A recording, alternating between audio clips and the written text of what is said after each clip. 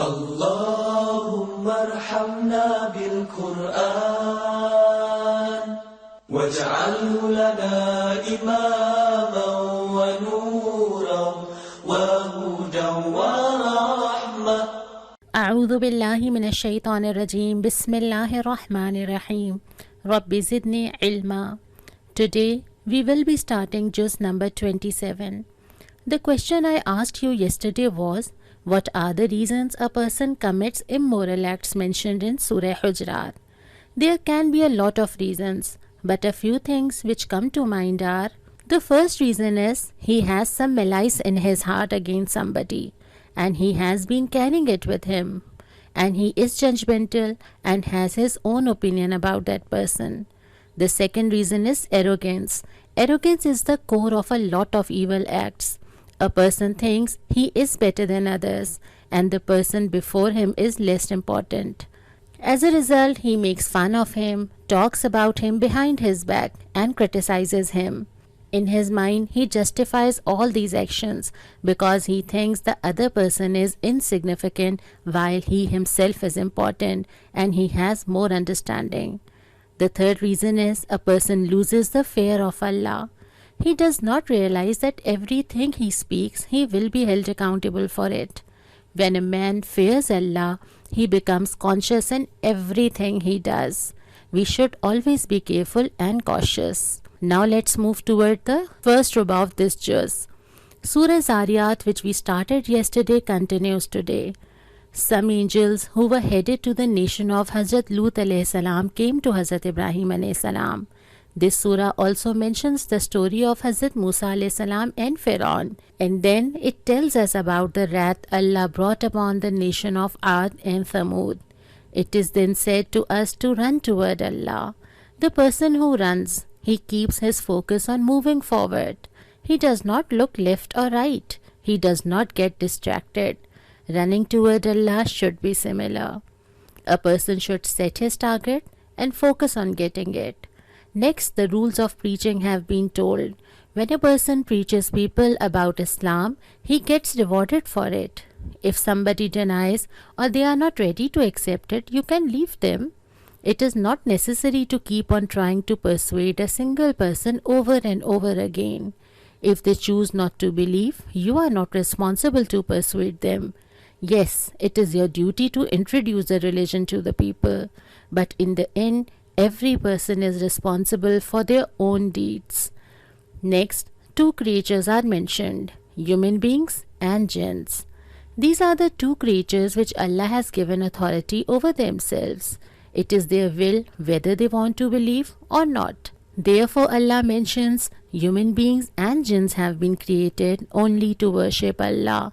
وَمَا خَلَقْتُ الْجِنَّ وَالْإِنسَ إِلَّا لِيَعْبُدُونَ. Yes, they certainly do have control over what they do, but whether or not they choose the right path will determine their fate. Then Surah Tur begins, which is a Makki surah.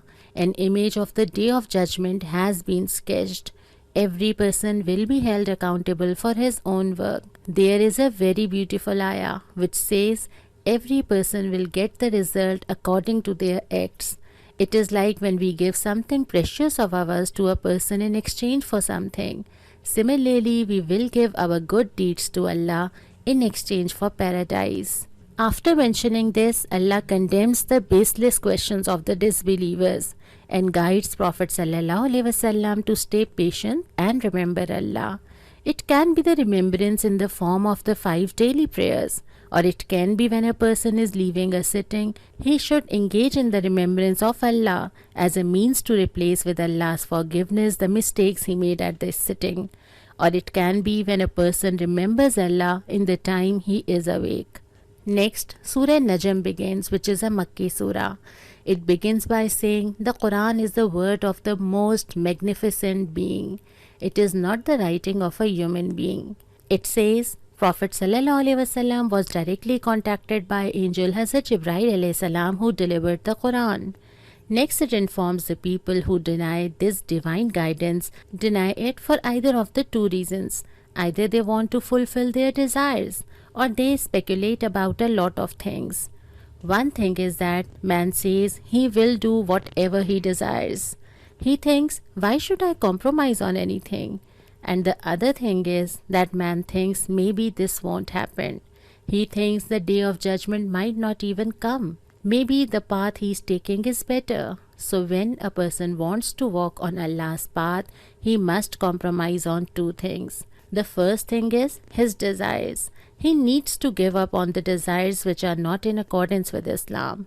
And the second thing is he must have faith in the unseen. If he does have this faith, he will not have to speculate anything. He simply refers to the Quran in all matters of life. Now the second rubah begins. It says here, Allah's forgiveness is very vast. What would have happened if you and I were responsible to forgive people? Allah says if a person asks Allah for forgiveness with a pure intent, Allah will purify his book of deeds in such a way it will be as if he has just left his mother's womb. He will eliminate his sins. But we as human beings do not forgive so easily. We do not forget things, neither do we let others forget. We judge people and make decisions. Even if we see good in someone, we still associate them with their sinful past. I do not want to forgive other people the way I want Allah to forgive me. It is Allah's mercy upon us that He is willing to forgive us so easily.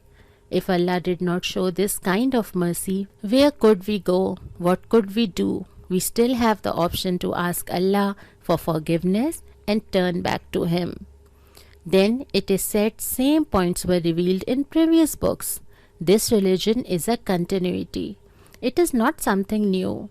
And no one will carry the burden of another person. Man will get rewarded for what he has earned in this life. Whatever is being done today will be paid for later. Whatever a person is doing in this life is being reviewed. Next it says our Lord, Allah is the one who gives us everything. Happiness, grief, life, death and torment. The only thing we need to do is surrender ourselves to Allah and worship Him. If we do not do these things, Allah will put us through such situations in life when we will have to turn toward Him. When some misfortune, worry or grief strikes us, we automatically turn toward Allah and prostrate to Him. Instead of waiting for any adversity to befall us, we should turn back to Allah. Then Surah Qamar begins, which is also a Makki surah. In the beginning, Allah warns the disbelievers against their bigotry. It says the nations that have been punished are a lesson to the people of the world. Allah says, why you expect Allah will treat you any different for the same behavior they showed? You are no better. What they did, you are doing the same thing. You will get the same result. Next, it talks about the judgment day, that it will come on its predesignated time. Whatever you are doing is being recorded. There is a question that is raised in this surah several times.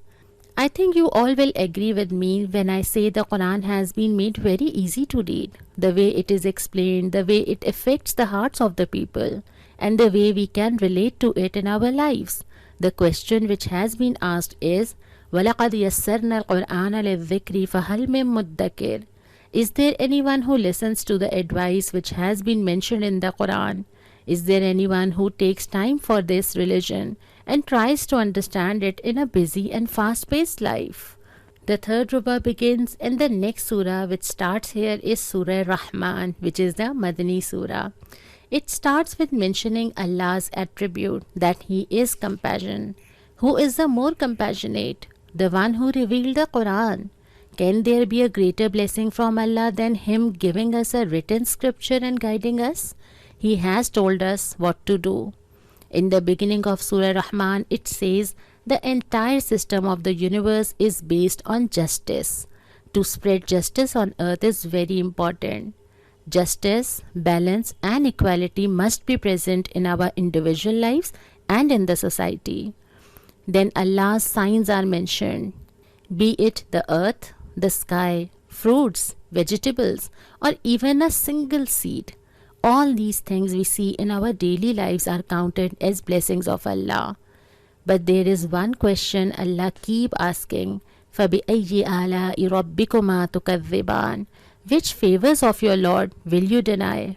The word which is used here is Allah. It has a lot of meaning. The first thing is Allah's blessings. Second is wonders of nature.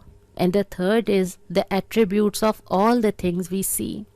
Every single thing, be it my body, my house, food, drink, the universe, the tiny seed we find in the pomegranate, or be it the water I drink. Every single thing, all these things are Allah, which means the signs of Allah. How many of them will you deny? And there are different ways in which a person can deny Allah's blessing. The first way is kufr, which we do not like and do not even utter out of our mouth, that we completely deny these blessings and gifts are from Allah. But the second way is that a person accepts Allah has provided him all these things, but he associates others with him and his attributes. And the third way is that a person denies submitting to Allah. A person believes Allah has created him and things around him, but he wants to live his life his way, not Allah's way. And the fourth way is that a person accepts Allah has created and openly declares he is a Muslim, but it is not seen anywhere in his actions. He excludes Allah from his life, his days and nights. All these things are included in denial of Allah's favors. This question has been raised again and again. فَبِأَيِّ آلَاءِ رَبِّكُمَا تُكَذِّبَانِ. Next, Allah addresses the disbelievers and says they are a burden on this earth and Allah will deal with them soon. These are the people who do not listen to Allah and they walk on this earth with arrogance. Allah says they are a burden on this earth. Here this surah ends. Next, Surah Vaquer begins, which is a Makki surah. This surah sets right a lot of matters in life, especially matters involving provision. It starts by saying the judgment day will come, no matter how much we try to avoid it or deny it. There are three kinds of people on this earth. The first one are the Sabiqeen. These are the people who are closest to Allah. They love their religion and keep wanting to move forward in this religion. These people are very little on the earth, but they go out of their way to do things and help people. They not only do their obligatory worships, but also do their optional worships, nawafil. They not only pay zakah, but also pay charity. These are the people who are always present when their religion requires them to. The people who would come to Prophet ﷺ and give half of their goods or all of their goods in the path of Allah when this much was not even required from them, or Prophet ﷺ had not even demanded this much. They were even ready to sacrifice themselves for the sake of Allah. These are the people who want to do the maximum instead of minimum required of them. The second ones are the people who are called Salihin. They are religious. They strive for the right path. Allah says about these people, they will get a good reward from Allah. And the third ones are the people who are in denial. Denial is not only done verbally, but also through a person's actions. Sometimes the actions prove what words cannot. Allah calls them extremely unfortunate. When they face Allah, they will gain nothing good. The main topic of this surah is all which Allah is giving us. There is an entire system that is working behind it. For example, the creation of a human being. When does it begin? The coming together of a man and woman. Then the creation of an entire human being from a single drop. Who makes all this happen? The plantation of a seed in the earth, the seed bursting open, the coming out from the ground, the plant growing into a tree, the tree bearing fruits, the coming down of the rain for this entire process to occur, the entire process of evaporation of water into the sky, the forming of clouds, the falling of rain, the lighting of fire, the growing of trees, the chopping down of the wood from the tree to light a fire. All these things which are keeping me alive. The things based on which I have power to do everything. What role do I play in all of this? The entire system works behind this, and because of it, all these things come to me. Allah rewards the person who does hard work to make a living for himself and who does trade and business with justice. But nothing depends on this person. Everything depends on Allah subhanahu wa ta'ala. How much provision can I get? How much do I spend? How much do I save?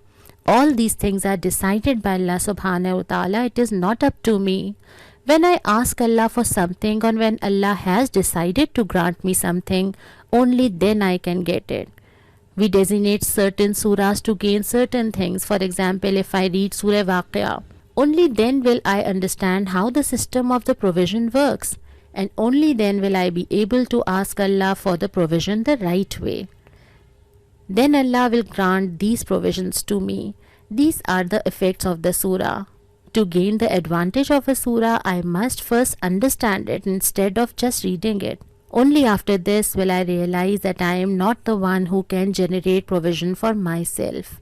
All I need to do is work hard and then pray to Allah. When Allah has made this entire universe to facilitate mankind, what trouble is it to Him to provide me with provision? But first I must know how to ask for it. Moving forward, Allah says, this holy book which has been sent to mankind for divine guidance, how do you treat it? It keeps lying around and we pay no attention. This is our attitude toward it. Next it mentions when people will come, face Allah, how will they be treated? Then it tells us to recite, فَسَبِّحْ بِسْمِ رَبِّكَ الْعَظِيمِ. When this ayah was revealed, Prophet ﷺ told the people to recite it in their ruku. Surah Vaquer ends here. Now we are starting the 4th ruba, and now Surah Hadid begins, which is a Madani surah. In the beginning of this surah it says, Allah is the one true God. The wealth in this world is a symbol of one's love for this world. There is nothing wrong with spending your wealth in a controlled manner. There is nothing wrong with wanting something. However, we must not let it get into our hearts. When something enters your heart, it becomes dear to you. Next it says, everything which is in the heavens or on the earth has been given to us by Allah. None of it belongs to us. After this, an important thing has been mentioned. The money you spend before a conquest and the money you spend after a conquest cannot be the same. The money you spend in Allah's path during hardships will be greatly rewarded. Similarly, you will be rewarded greatly if you stand up for your religion at a time of need. Revive sunnahs from a place where they have been completely erased.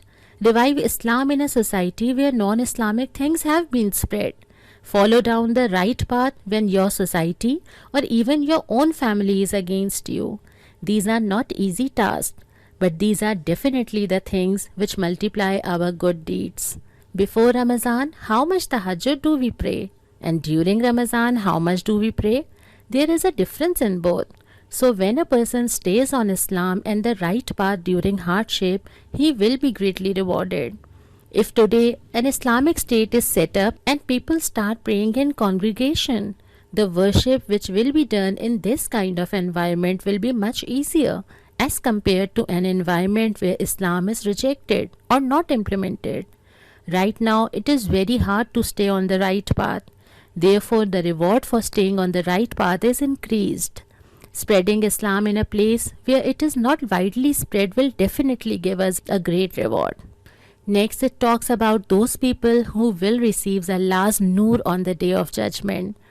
Then another question is asked, Alam ya'ni lilladhina amanu an takhsha'a qulubuhum li dhikrillah. Has the time not arrived when their hearts should melt with the remembrance of Allah? When will that time comes? What are they waiting for? Next, 4 things are mentioned, which are called the reality of this world. The first reality is, this world is a game. The second reality, it is an addiction. The third reality is, it is a means to boast one's wealth and abilities. And the fourth reality is, it is a means to collect things like money and children, etc. These are the 4 things which make up our world. The world that we all are chasing, getting ahead of everyone for everything.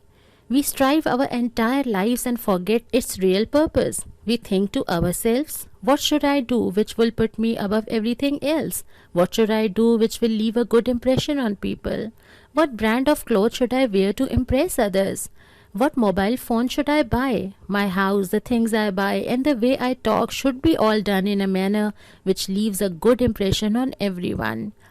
How can I raise my status? We stay completely invested in this world and try to have fun and be entertained all the time. In the very next ayah, Allah says, if you want to be ahead of people, then get ahead of them in doing good deeds. Only then you will enter paradise. Next it tells us not to show arrogance because this is disliked by Allah. Then it mentions Allah sent down the messengers, the holy books, justice and iron. All these things have a connection. The messengers brought down the books which created a system of justice, and iron is used to convey the message, even if you have to use force to establish Islam. Then it is mentioned monasticism is the result of the lack of moderation. A person must be moderate even in matters concerning his religion. If he is not, he might be led astray. Like the people who abandon their normal life for their religion, like the concepts of nuns, like the people who show extremism in religion. You cannot make something prohibited on yourself which has been made legal for you, which is halal for you. You cannot make religion hard for the people. Whatever Allah has made lawful for us, we should not try to change it. We should know the limits regarding our love for Prophet ﷺ. We should not follow the footsteps of the Christians who started calling a prophet Hazrat Isa ﷺ the son of God. In the end, Allah says, if you follow the path of Allah, He will grant you Noor, which is the light that will teach us how to walk. And this is also my question for you today. What kind of people will receive the Noor of Allah on the day of judgment? And what kind of people will be left without His Noor? You will send me answers on the given email, inshallah ta'ala. There is no dua today, but I need to ask you something. As I told you yesterday, in these last 10 nights, you will pray to Allah and will consider what path you must take in life. Now I want to know what you have thought. Please give your responses by keeping this in mind, that you have asked Allah subhanahu wa ta'ala for help and you are determined to move forward one step with commitment. If we end Ramadan with dua and above determination, then this month will not end our faith, our schedule or our connection with the Quran. It is not the end, it is only the beginning. Pray to Allah subhanahu wa ta'ala and then send me your responses about what your plans are for the future. May Allah protect us all and make it easy for us to move forward. Assalamu alaikum wa rahmatullahi wa barakatuhu.